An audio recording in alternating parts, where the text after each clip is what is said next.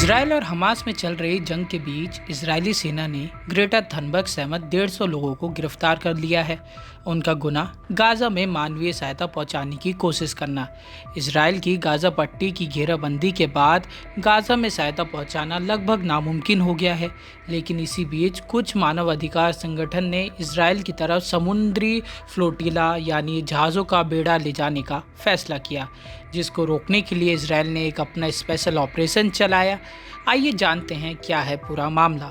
Hamas और Israel का युद्ध थमने का नाम नहीं ले रहा। शांति चर्चा हो रही है, लेकिन सिर्फ नाम की। प्लान बनाए जा रहे हैं, पर हल किसी को नहीं पता। दिन ब दिन ये युद्ध और भी भयंकर होता जा रहा है। इसकी सबसे बड़ी आफत झेल रहे हैं गाजा और स्थानीय लोग, जिनका इस युद्ध से कोई लेना देना नहीं। बीते महीनों में गाजा का लगभग पूरा इंफ्रास्ट्रक्चर इसराइल ने खंडर बना दिया है। तबाही का कुछ ऐसा आलम आया जिसकी किसी ने कल्पना भी नहीं की थी।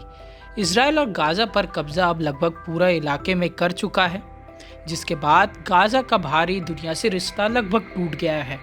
इस दौरान गाजा को पहुंचने वाली मानवीय सहायता भी रुक सी गई है।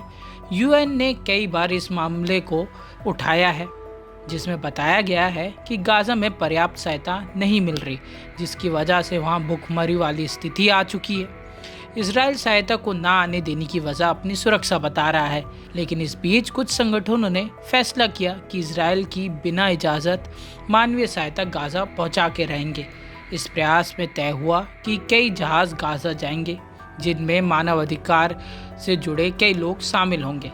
इस पहल के तहत 47 जहाज़ों का बेड़ा इसराइल की नाकाबंदी तोड़कर गाजा जाने वाला था, जिसमें ग्रेटा थनबर्ग समेत कई 100 लोग सवार थे। इसराइल ने इस बेड़े को नॉर्थ इजिप्ट सी पार करने के बाद हिरासत में ले लिया।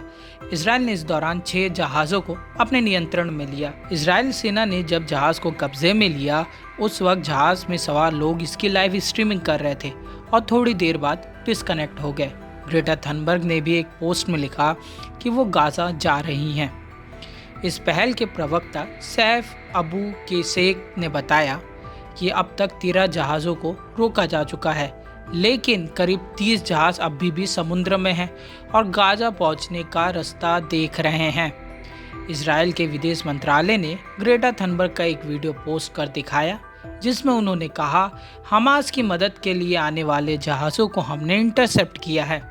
फिलहाल इसराइल ने गिरफ्तार किए लोगों की सूची जारी नहीं की है, लेकिन न्यूज़ रिपोर्ट के अनुसार इसराइल इस वक्त उनके लिए कानूनी और डिप्लोमेटिक जवाब ढूंढ रहा है। गाजा में मानवीय सहायता ना पहुंच पाना एक बड़ा विवाद का विषय बन चुका है, जिसको लेकर लगातार अंतर्राष्ट्रीय बहस जारी है।